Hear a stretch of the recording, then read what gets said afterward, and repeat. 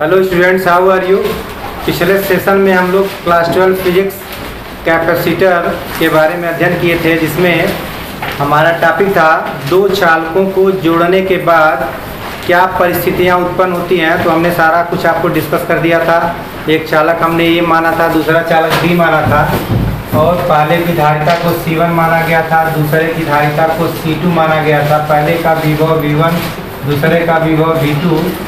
ये दोनों चालक प्रारंभिक अवस्था में अलग अलग रखे हुए हैं। और देखिए, मैं एक कुचालक स्टैंड भी बना देता हूँ। कुचालक स्टैंड का मतलब है ज़मीन पर ऐसे खड़े रहेंगे, तो जो भी इनको आवेश दिया गया है Q1 Q2, ये आवेश इन पर बना रहेगा, क्योंकि आवेश ये अपने आप में सेपरेट अलग अलग हैं, तो आवेशों का हस्तांतरण नहीं होगा, स्थानांतरण नहीं होगा। साथ ही साथ ये आवेश अर्थ में भी नहीं जाएंगे, क्योंकि ये जो दो स्टैंड है, ये कल हमने फिगर में बनाया नहीं था, लेकिन बनाना जरूरी था। कुचालक स्टैंड, कुचालक स्टैंड का मतलब कि जो भी इसको आवेश दिया गया वो उस पर पड़ा रहेगा, क्योंकि वो नीचे भी ज़मीन में भी जा नहीं सकता है। जैसे आदमी खड़ा है, तो आप जानते हैं कि अगर हम चप्पल निकाल देते हैं और कहीं इलेक्ट्रिक का शॉक हमको लग जाता है, लेकिन अगर हम चप्पल पहने हुए हैं तो हमारा चार्ज नीचे ट्रांसफ़र नहीं होता। तो ये चप्पल है, समझ लिए। चालक के लिए ये कुचालक का काम करेगा। ये कुचालक स्टैंड पर एक खड़ा है। तो पहली अवस्था है जब इनको जोड़ा नहीं गया है, दूसरी अवस्था में इनको जोड़ दिया गया तार के माध्यम से। तो इन्हीं सब पर हमको डिस्कस करना था। जोड़ने पर इनका विभव भी हो गया था। और मान लिया जाए कि यहाँ Q1 चार्ज है, सब तो हम लोग माने हैं। जब चार्ज स्थानांतरित हुआ तो ऐसा मान के चलते हैं कि अब इस पर चार्ज कुछ घटेगा मतलब इस पर मान लिया जाए Q1 डैश, इस पर चार्ज बढ़ेगा। तो जो Q2 था Q2 नहीं रह गया, कोई दूसरी चीज़ हो गई, बढ़ गई, वो मान लिया गया Q2 डैश। तो सबसे पहले मैं उभयनिष्ठ विभव निकालना चाह रहा हूँ। उभयनिष्ठ विभव, चलिए उभयनिष्ठ विभव देखते हैं कैसे निकलेगा। तो उभयनिष्ठ विभव के लिए हम लोग फार्मूला जानते हैं, Q बराबर CV हमारा फार्मूला होता है। अगर B की बात करें तो Q/C होगा। इसी से हम विभव को निकालेंगे, V = Q/C। अब आइए, जब दोनों चालकों को हमने ऐड कर दिया, तो ऐड करने के बाद अब ये इस Q को हम लोग कहते हैं कुल चार्ज। चूंकि दो चालक हैं इसलिए कुल शब्द हम लगा दें, कुल आवेश बटे कुल धारिता, कुल आवेश बटे कुल धारिता। तो ध्यान दीजिए, कुल आवेश कितना होगा जोड़ने के बाद कुल आवेश होगा Q1 का डैश प्लस Q2 का डैश। मतलब जो भी चार्ज इस पर है और जो भी चार्ज इस पर है, दोनों ऐड हो जाएगा। Q1 का डैश प्लस Q2 का डैश। और धारिता तो ठीक है, एक का C1 है, एक का C2 है। धारिता तो बदलने वाली चीज़ नहीं है, क्योंकि धारिता तो जब हम सेफ साइज को चेंज करेंगे तभी बदलेगी। बाकी आवेश बदल सकता है, जोड़ेंगे तो आवेश इधर उधर चलता रहता है, तो आवेश बदल सकते हैं। वो Q1 का डैश Q2 का डैश हो गया। तो यहाँ से साथ ही साथ मैं भी लिख सकता हूँ, इस कंप्लीट के स्थान पर अगर Q1 प्लस Q2 लिख दिया जाए तो कोई बुराई नहीं है। क्यों? इसलिए कोई बुराई नहीं है क्योंकि मैं थोड़ा सा आपको समझाना चाहूँगा। मान लिया जाए कि Q1 कुछ था 20 कूलाम, Q2 था कुछ 15 कूलाम। जब हमने ऐड कर दिया एक दूसरे को, तो ये हो गया 18 कूलाम और ये हो गया 17 कूलाम। तो क्या चार्ज में कोई अंतर आया? नो। ये दो घटा तो ये दो बढ़ा। तो हम कह सकते हैं कि Q1 dash plus Q2 dash की जो वैल्यू कंबाइन आएगी वो Q1 प्लस Q2 के बराबर होगी, क्योंकि चार्ज आप जानते भी हैं कि चार्ज संरक्षित रहता है। इसको फर्स्ट चैप्टर में आपने पढ़ा भी है कि आवेश को ना हम उत्पन्न कर सकते हैं, ना आवेश को नष्ट कर सकते हैं। आवेश को केवल बदला जा सकता है, एक स्थान से दूसरे स्थान पर स्थानांतरित किया जा सकता है। तो हम इसके स्थान पर ये भी लिख सकते हैं, आवेश न घटेगा न बढ़ेगा। हाँ, ये है कि एक में से घटा तो दूसरे में बढ़ गया, नष्ट नहीं होगा। वहाँ 35 कूलाम है तो यहाँ भी 35 कूलाम बना रहेगा। अलग बात है कि एक पर घटा दूसरे बढ़ जाए। तो ये वैल्यू हमको मिल गई। तो ये उभयनिष्ठ जो इसका विभव हो जाएगा, ये Q1 की वैल्यू होती है, Q बराबर CV होता है। तो Q1 मैं यहाँ से ले रहा हूँ, Q1 बराबर C1V1, Q2 बराबर C2V2 हमारा फार्मूला होता है। तो ये मिल जाएगा हमको C1 प्लस C2। तो ये हो गया उभयनिष्ठ विभव, कॉमन पोटेंशियल इसको कहते हैं। कॉमन पोटेंशियल का मतलब जब दोनों चालक ऐड कर दिए गए तो दोनों का विभव कितना हो गया, दोनों का विभव समान हो गया और इसकी वैल्यू आ गई C1V1 प्लस C2V2 अपान C1 प्लस C2। तो ये चीज़ हम लोग निकाल लिए उभयनिष्ठ विभव। एक बार और मैं एक्सप्लेन कर देता हूँ। सिंपल फार्मूला होता है, आप जानते हैं, V बराबर Q अपान C। अब चूंकि यहाँ दो चालक हैं, अगर कोई तीसरा चालक भी होता तो हम उसका भी आवेश कंसीडर करते, उसकी भी धारिता कंसीडर करते। चार चालक होगा, वो आगे हम लोग पढ़ेंगे भी। यहाँ सिर्फ दो चालक की कहानी चली है, तो दोनों की कुल धारिता, दोनों का कुल आवेश Q1 plus Q1 dash Q2 dash को हमने ये लिख दिया क्योंकि चार्ज कम नहीं होगा। जो पहले चार्ज था मिला करके दोनों चार्ज बराबर होंगे। और Q1 का हमने सूत्र लिख दिया C1V1, Q2 का सूत्र C2V2 हम लोग जानते हैं। तो ये कहानी हम लोग की कंप्लीट हो गई। दूसरी कहानी मैं शुरू करता हूँ। कितनी आवेश स्थानांतरित हुआ, यानी स्थानांतरित आवेश की मात्रा। नंबर 2, स्थानांतरित आवेश की मात्रा। स्थानांतरित आवेश की मात्रा। तो देखिए स्थानांतरित आवेश की मात्रा कैसे निकालेंगे, आप बड़ी आसानी से समझ सकते हैं। अगर इसमें से इसको घटा दें तो आपको पता चल जाएगा कि स्थानांतरित आवेश कितना हुआ। आप समझ रहे होंगे कि दो कूलम यहाँ से यहाँ 2 कूलम गया। आप इस बात को समझ रहे होंगे क्योंकि यहाँ 18 यहाँ 20 है, तो ये घटा कितना, 2 घटा।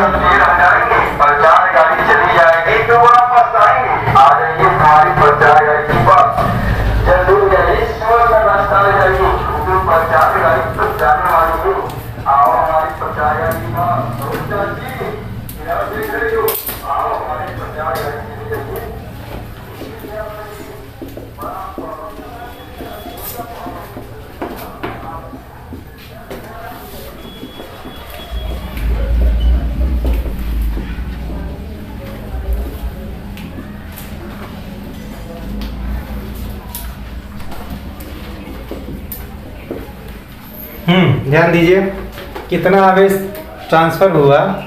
हम इसमें से इसको घटा दें तो हमारा सवाल लग जाएगा, क्योंकि यहाँ 20 था, ये 18 हुआ।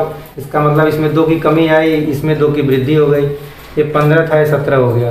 तो हम चाहे ये कहें, हम इसको दूसरे शब्दों में ऐसे भी कह सकते हैं कि पहले चालक के आवेश में कमी, या कह दें दूसरे चालक के आवेश में वृद्धि। दोनों बात हम कर सकते हैं। तो हम यही निकाल दे रहे हैं, पहले चालक के आवेश में क्या कमी आई या दूसरे चालक के आवेश में क्या वृद्धि हुई।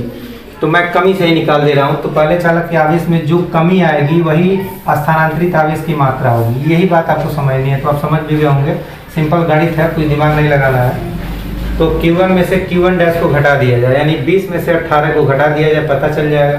तो Q1 को मैं Q1 लिख देता हूँ और Q1 डैश, यहाँ ध्यान दीजिए, Q1 को तो C1V1 लिख दिया जाए, जो हमारा फार्मूला होता है। इसको भी C1V1 ही लिखना है, लेकिन इसको V1 नहीं V लिखना है। क्यों V लिखना है? क्योंकि Q1 डैश के लिए ये वाला पोटेंशियल जिम्मेदार है, V कॉमन पोटेंशियल, जो इसके लिए भी है इसके लिए भी है। तो Q के लिए भी CV, इसके लिए भी CV, लेकिन मैं यहाँ C1V1 लिखूंगा क्योंकि हमको इसके हिसाब से लिखना है Q1 की वैल्यू, और Q1 डैश की वैल्यू इसके हिसाब से लिखना है। तो कैपेसिटी तो वही है, लेकिन V1 चेंज हो गया, तो इसको मैं C1V लिख दिया। दोनों में से C1 कॉमन है, तो हमको मिलेगा V1 माइनस V। तो यहाँ से V1 तो ठीक है, V अभी हम लोग निकाले थे कॉमन पोटेंशियल, जिसकी वैल्यू आई थी C1V1 प्लस C2V2 अपान C1 प्लस C2। तो इसको घटा दिया जाए तो यहाँ से हमको मिल जाएगा, इसका मैं इसमें तिरछा गुणा कर देता हूँ। इसका इसमें गुणा होगा तो हो जाएगा V1 C1 plus V1 C2। ये माइनस साइन है, कोष्टक को तोड़ेंगे तो पहला माइनस होगा, दूसरा भी माइनस होगा, नीचे C1 प्लस C2। तो यहाँ से V1 C1 negative positive cancel हो गया, तो हमको मिल गई value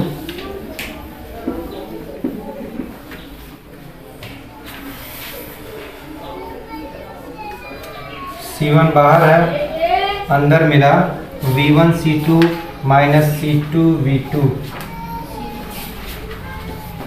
V1 C2 minus C2V2 अपान C1 प्लस C2। थोड़ा सा C2 को कॉमन भी ले लें, क्योंकि C2 यहाँ भी है, C2 यहाँ भी है, तो C2 को मैं कॉमन ले रहा हूँ। तो ऊपर मिला V1 माइनस V2 अपान C1 प्लस C2। तो ये हो गई स्थानांतरित आवेश की मात्रा। तो ये आप ध्यान दीजिएगा, जो भी आवेश एक चालक से दूसरे चालक पर ट्रांसफर हुआ उसकी वैल्यू इतनी मिलेगी। C1 C2 कोष्टक में V1 माइनस V2 अपान C1 प्लस C2। टोटल गणित है, हम लोग को दिमाग नहीं लगाना है, सिर्फ गणित का काम करना है।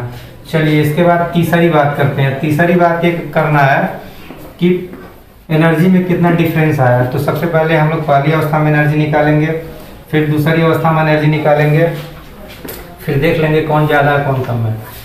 तो पहले जोड़ने से पहले क्या एनर्जी थी,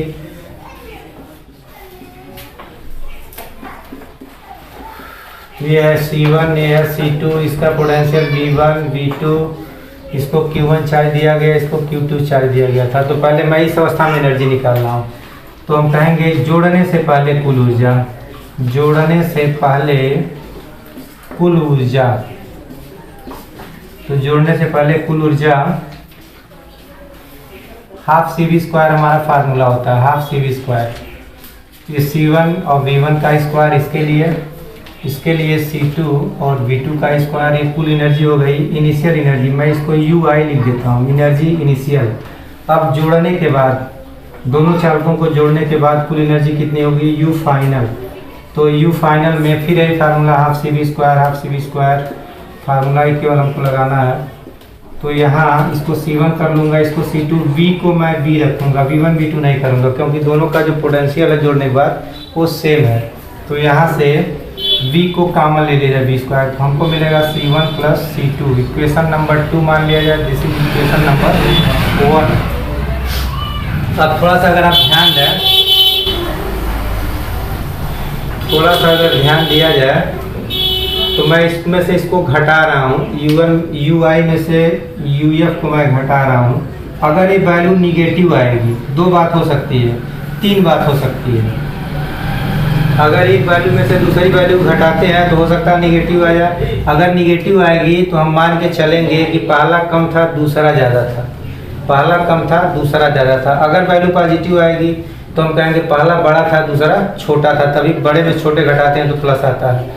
और जीरो भी आ सकता है, तो जीरो आने पर कहेंगे दोनों बराबर थे, तभी तो जीरो आया। तो देख लिया जाए घटाने आ क्या रहा है, घटाने के बाद जैसा साइन आएगा उसके आधार पर हम डिसीजन ले लेंगे कौन कम है कौन ज़्यादा। तो मैं इनिशियल में से फाइनल घटा रहा हूँ। तो इनिशियल हमारा है हाफ C1 V1 का square plus half C2 V2 का square minus half V² C1 plus C2।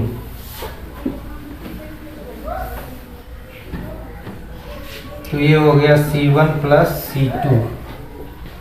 चलिए तो ये हाफ C1 V, हाफ को मैं सब में से कॉमन ले रहा हूँ, सब में हाफ है तो हाफ कॉमन। ये हो गया C1 V1 का स्क्वायर प्लस C2 V2 का स्क्वायर माइनस, यहाँ V की वैल्यू मैं पुट कर रहा हूँ, V की value common potential C1 V1 plus C2 V2 अपान C1 प्लस C2 और इसका वर्ग करना है। तो मैं वर्ग कर दे रहा हूँ, C1 प्लस C2 बाहर है, C1 प्लस C2 ये बड़े कोष्टक में बंद, इसी को सॉल्व करना है।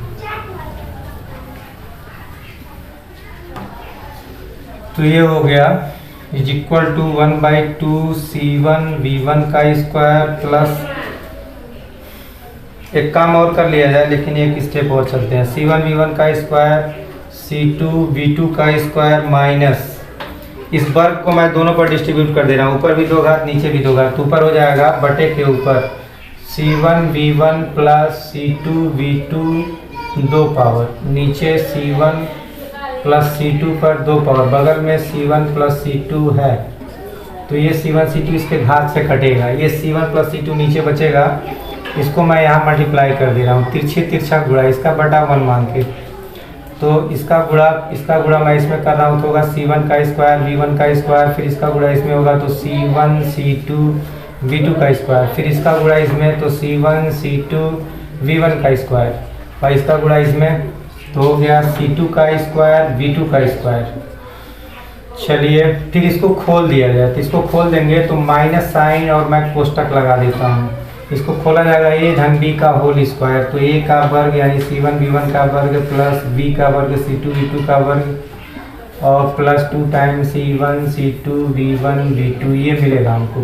अपान को मैं बाहर यहाँ लिख देता हूँ, 2 के साथ में जो नीचे वाली वैल्यू है C1 प्लस C2 बटे के नीचे आएगा, तो मैं बाहर लिख देता हूँ C1 प्लस C2। तो ये हो गया हाफ C1 प्लस C2 और कोष्टक के अंदर ध्यान दिया जाए तो ये निगेटिव साइन होगा, क्योंकि ये निगेटिव है, निगेटिव पॉजिटिव कैंसिल हो गया, निगेटिव पॉजिटिव कैंसिल हो गया। यहाँ देखिए C1 C2 यहाँ भी है, C1 C2 यहाँ भी है, C1 C2 यहाँ भी है, C1 C2 common, C1 C2 common. यहाँ से मिलेगा V2 का स्क्वायर, यहाँ से मिलेगा V1 का स्क्वायर, यहाँ से मिलेगा माइनस के साथ 2V1 V2, तो ये वैल्यू हो गई हाफ C1 प्लस C2, ऊपर हो गया C1 C2, और ये V1 माइनस V2 का होल स्क्वायर होगा, V1 माइनस V2 का whole square, a square plus b square minus 2AB। तो ये वैल्यू हमें मिली एनर्जी का डिफरेंस से मिला। अब देख लिया जाए कि जो एनर्जी का डिफरेंस मिला वो कैसी राशि मिली, जीरो मिली कि पॉजिटिव मिली कि निगेटिव मिली। तो हम इसको बड़ी आसानी से कर सकते हैं, दिस इज़ पॉजिटिव, क्योंकि ये निगेटिव कभी हो ही नहीं सकता, इस पर 2 पावर है, इस पर 2 पावर है, तो ये निगेटिव कभी हो ही नहीं सकता, क्योंकि निगेटिव होगा तो ही पॉजिटिव बन जाएगा। आधारिता निगेटिव होती ही नहीं है, तो ये सब वेक्टर क्वांटिटी नहीं है, ये सब स्केलर क्वांटिटी है। पॉजिटिव दिख रही हैं तो पॉजिटिव होंगी, और ये भी पॉजिटिव होगा। यहाँ डर था कि ये निगेटिव होने का, लेकिन 2 पावर इसको खुद पॉजिटिव बना दिया, तो हम कहेंगे delta U is equal to positive. इसका मतलब ये हुआ कि हमारी जो इनिशियल एनर्जी थी वो ज़्यादा थी, जो फाइनल एनर्जी थी वो कम थी, यानी एनर्जी में कमी आई। जब 2 चालकों को जोड़ते हैं तो एनर्जी में कमी आती है। अब सवाल ये उठता है कि एनर्जी में कमी आई तो एनर्जी गई कहाँ? चूँकि एनर्जी ऐसी राशि है जो गायब नहीं होती है, नष्ट नहीं होती है, तो गई कहाँ? उसका उत्तर ये है कि पहले चालक सेपरेट थे, अलग अलग थे। जब चालक एक दूसरे से जोड़ दिए गए तो तार के माध्यम से जोड़े गए, तो जो इनकी एनर्जी कमी आई, अगर यहाँ 100 जूल एनर्जी थी पहली अवस्था में, बाद में 98 जूल आई, तो 2 गया कहाँ थे? तार जो है, तार में जो आवेश फ्लो होते हैं तो तार हीट होता है। तार में जब आवेश फ्लो होते हैं तो आप जानते हैं कि तार हीट होता है, तो जो ये 2 जूल की कमी आई वो थर्मल एनर्जी में ट्रांसफर हुई। इसको हम लोग बोलते हैं थर्मल एनर्जी। थर्मल एनर्जी मतलब उसमें ये ऊर्जा, तो ये तार हीट हुआ और इसका जो हीट है वो एटमॉस्फेयर में स्प्रेड हो जाता है, फैल जाता है। जैसे आप देखते हैं कोई तार अगर गर्म करके कुछ देर के लिए रख दीजिए तो ठंडा हो जाता है। इसका मतलब ये हुआ कि जो उसकी एनर्जी थी, जो हीट एनर्जी थी, वो एटमॉस्फेयर में चली गई, एटमॉस्फेयर उससे हीट हो जाता है। तो ये चीज़ हम लोग डिस्कस कर लिए। 2 चालकों को जोड़ने पर क्या क्या कहानी होती है, तो हम लोग को याद करना है कि पोटेंशियल सेम होगा, वो कितना था, V1 C1 plus V2 C2 अपान C1 प्लस C2, वो उभयनिष्ठ पोटेंशियल जिसको हम लोग कॉमन पोटेंशियल कहते हैं। आवेशित आवेश कितना ट्रांसफ़र हुआ वो भी हम लोग फाइंड आउट कर लिए। और एनर्जी में कमी आती है, इस बात को हमें ध्यान रखना, कितनी कमी आएगी फार्मूला आपको याद करना होगा, या सवाल लगाने में हम लोग डायरेक्ट लगा लेते हैं, यही प्रक्रिया अपनाते हैं, अपने आप एनर्जी निकल जाती है। तो आज के सेशन को मैं यहीं समाप्त करता हूँ। बहुत बहुत धन्यवाद।